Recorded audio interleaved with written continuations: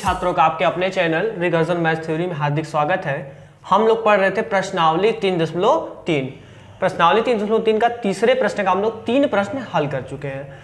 इस क्लास में हम लोग अपने चौथे प्रश्न को हल करेंगे। यह प्रश्न देखने में थोड़ा बड़ा है लेकिन कठिन नहीं है। आप लोग आसानी से अगर दिमाग लगाएंगे इसमें तो हो जाएगा।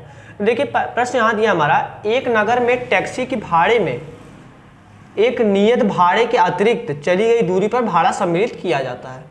10 किलोमीटर दूरी के लिए भाड़ा 105 रुपये है तथा 15 किलोमीटर के लिए 155 रुपये है।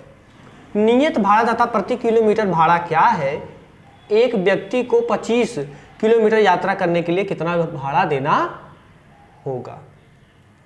तो समझिए, सबसे पहले बोल रहा है एक नगर में टैक्सी की भाड़े में एक नियत भाड़े के अतिरिक्त चली गई दूरी पर भाड़ा सम्मिलित किया जाता है। यानी कि अगर हम लोग रफ में समझते हैं इसको, देखिए अगर आप, ये आपका घर है, ठीक, आपको घर से जाना है बाजार, सामान लेने को बाजार जाना है। इस बात को समझिए, जहाँ बोला है एक नगर में टैक्सी के भाड़े में एक नियत भाड़े के अतिरिक्त चली गई दूरी पर भाड़ा सम्मिलित किया जाता है। मतलब समझिए, अगर आपको घर से अपने बाजार जाना है, अपने घर से बाजार जाना है, इनका डिस्टेंस है 1 किलोमीटर, इनकी बीच की दूरी है 1 किलोमीटर, और ये अगर अपने घर से आप अपना एक टैक्सी पकड़ते हो तो इस टैक्सी का जो भाड़ा है 10 रुपये प्रति किलोमीटर है। इस टैक्सी का भाड़ा 10 रुपये प्रति किलोमीटर है। अगर आप यहाँ से अपने घर से बाजार जाते हो तो आपको कितना रुपये देना पड़ेगा? 10 रुपये, क्योंकि इनकी दूरी भी 1 किलोमीटर ही है। लेकिन आपको, ये बाजार है आपका, लेकिन आपको थोड़ा काम पड़ गया, आप थोड़ा सा बाजार के आगे चले गए, 200 मीटर आगे चले गए, ठीक, तो इसका भाड़ा तो 10 रुपये था, लेकिन आप इतने आगे गए तो आपसे 3 रुपये और ले लिया। मतलब आपको टोटल भाड़ा कितना हो गया? टोटल भाड़ा आपका हो गया 13 रुपये। 13 रुपये। तो मतलब क्या हुआ, यहाँ बोल रहा है कि एक नगर में टैक्सी की भाड़े में एक नियत भाड़े के अतिरिक्त, यहाँ से घर से बाजार तक का नियत भाड़ा 10 रुपये था। मतलब 1 किलोमीटर का भाड़ा आपको 10 रुपये देना ही देना था, ठीक। लेकिन अगर आप बाजार से थोड़ा सा आगे चले गए तो आपको 3 रुपये अतिरिक्त भाड़ा देना पड़ गया। तो 10 3 13 रुपये आपको देना पड़ गया। यही बोल रहा है कि एक नगर में जो टैक्सी चलती है वो नियत भाड़े के अलावा अगर आप थोड़ा सा आगे भी जाते हो तो उसके लिए आपको अतिरिक्त भाड़ा भी देना पड़ता है। तो इसी हिसाब से अगर आप वहाँ पे 10 किलोमीटर दूरी तय करते हो तो आपको 105 रुपये देना पड़ रहा है। अगर आप 15 किलोमीटर की दूरी तय कर रहे हो तो आपको 155 रुपये भाड़ा देना पड़ रहा है। तो आपको बताना है कि वहाँ नियत भाड़ा कितना है, नियत भाड़ा कितना है, वाला भाड़ा वहां पे कितना लिया जाता है, और 1 किलोमीटर का भाड़ा हमें बताना है, मतलब प्रति किलोमीटर भाड़ा बताना है। और यह भी बताना है कि 25 किलोमीटर अगर हम यात्रा तय करते हैं तो हमें कितना भाड़ा देना पड़ेगा, ठीक। तो समझिए बात को आप लोग, अगर हम 10 किलोमीटर चलते हैं, 10 किलोमीटर दूरी की तय करते हैं तो हमें 105 रुपये देना पड़ रहा है। समझिए, अगर हम लोग समझेंगे इसको सही से तो किस तरह समझेंगे। आपका यहाँ पे कथन दिया है, एक आपका कथन दिया है यहाँ पे, नियत भाड़ा तथा प्रति किलोमीटर भाड़ा क्या है। तो हम नियत जो भाड़ा है हमारा, नियत भाड़ा, इसको हम मान लेते हैं नियत भाड़ा हमको देना पड़ रहा है x रुपये। कितने रुपए देना पड़ रहा है? x रुपये। अब प्रति किलोमीटर भाड़ा मान लेते हैं हम लोग, प्रति किलोमीटर का जो भाड़ा हम मान ले रहे हैं कि हमको y रुपये देना पड़ रहा है। कितना रुपये देना पड़ रहा है? y रुपये देना पड़ रहा है। तो समझिए, अगर हमें 10 किलोमीटर दूरी तय करने पे 105 रुपये भाड़ा देना पड़ता है तो क्या समझेंगे, पहले तो हम नियत भाड़ा तो देंगे ही, नियत भाड़ा मतलब जो हमको नॉर्मली हम भाड़ा देते हैं तो भाड़ा तो देंगे ही। साथ में हम कितना किलोमीटर दूरी तय कर रहे हैं? 10 किलोमीटर, तो 10 यहाँ जोड़ देंगे। अतिरिक्त भाड़ा भी आपको देना पड़ रहा है तो इसमें लिए y से गुणा कर देंगे हम। ऐसा क्यों करेंगे? देखिए, अगर आप 1 किलोमीटर दूरी तय करते हैं तो आपको अतिरिक्त भाड़ा, देखिए हम लोग कितना माने हैं, प्रति किलोमीटर का अतिरिक्त भाड़ा, प्रति किलोमीटर भाड़ा हम y रुपये दे रहे हैं, प्रति किलोमीटर भाड़ा हम y रुपये दे रहे हैं, मतलब कि एक तरह का अतिरिक्त भाड़ा है। तो समझिए, अगर आप 1 किलोमीटर चलेंगे तो आपको 1 से गुणा करना पड़ेगा y में, ठीक। अगर आप 5 किलोमीटर चलेंगे तो आपको y में 5 से गुणा करना पड़ेगा, ठीक। अगर आप 10 किलोमीटर चलते हैं तो y में 10 का गुणा करना पड़ेगा। अगर आप 15 किलोमीटर चलते हैं तो 15 में y का गुणा करना पड़ेगा। तो ये हो जाएगा आपका एक फंडा। ये फंडा क्या है आप समझिए, अगर हम यहाँ बोल रहे हैं 10 किलोमीटर दूरी के लिए भाड़ा 105 रुपये है, ठीक, तो क्या करेंगे, हमें पहला तो नियत भाड़ा तो रखेंगे ही, साथ में अतिरिक्त भाड़ा को भी जोड़ के कितना रुपये भाड़ा देना पड़ रहा है हमें? 105 रुपये। मतलब कि नियत भाड़ा जो हम दे रहे हैं साथ में जो अतिरिक्त भाड़ा दे रहे हैं उस सबको मिलाकर हमें 105 रुपये देना पड़ रहा है। तब हम समीकरण बनाकर हल करके इसमें बताएंगे कि नियत भाड़ा कितना है और प्रति किलोमीटर भाड़ा कितना है।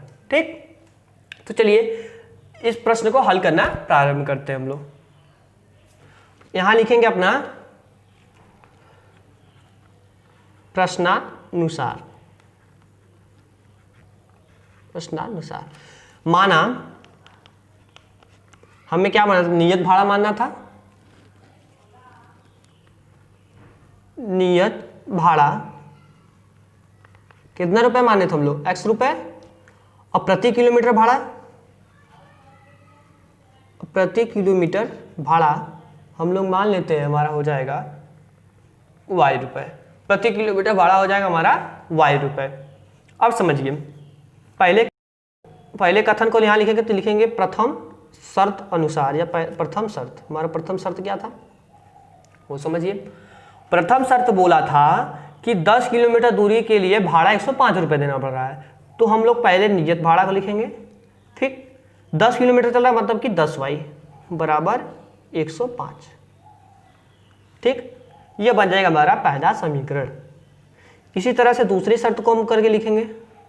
दूसरा शर्त, तो दूसरा शर्त जो होगा वो देखिए, यहाँ बोला 15 किलोमीटर के लिए 155 रुपये भाड़ा देना पड़ रहा है, मतलब कि x प्लस 15y बराबर 155। ये हमारा हो जाएगा दूसरा समीकरण। ओके, पहला समीकरण यह बन जाएगा, दूसरा समीकरण यह बन जाएगा।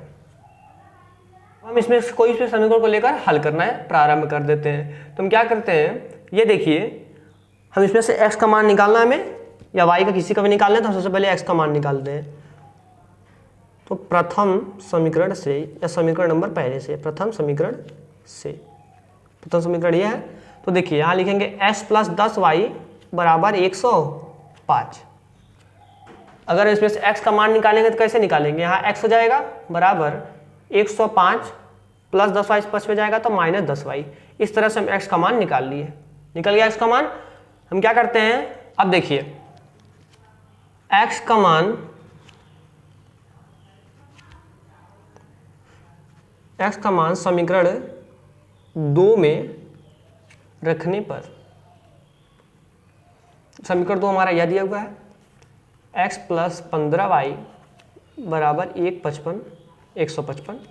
ठीक, x का मान क्या निकाले, 105 माइनस 10y प्लस 15y बराबर 155। इतना कर लेंगे। अब देखिए अगर हम हल करते हैं तो 15 में से 10 घटाएंगे तो हमारा बचेगा 5y। 105 प्लस 5y बराबर 155। और देखिए अगर इसको हल करेंगे आगे कैसे करेंगे, यहाँ हो जाएगा 5y बराबर 155 प्लस 10 प्लस 105 पक्ष में जाएगा तो माइनस 105। यह कर लेंगे। इसके बाद देखिए इसको हम यहाँ हल कर लेते हैं। तो 5y, अगर 155 में से हम 105 घटा रहे हैं, 155 में से अगर हम 105 घटा रहे हैं तो हमारा बच कितना जाएगा, 50। तो यहाँ हो जाएगा 50। तो y बराबर 50 बटा के 5, तो 5 दहा में 50। y का मान निकल गया 10 रुपये। y का मान निकल गया 10। तो यानी कि प्रति किलोमीटर भाड़ा हमारा कितना रुपये हमको देना पड़ रहा है, 10 रुपये प्रति किलोमीटर, मतलब कि हमें 10 रुपये भाड़ा देना पड़ रहा है। तो y का मान हम निकाल लिए। अब क्या करते हैं, हम यहाँ लिखेंगे y का मान,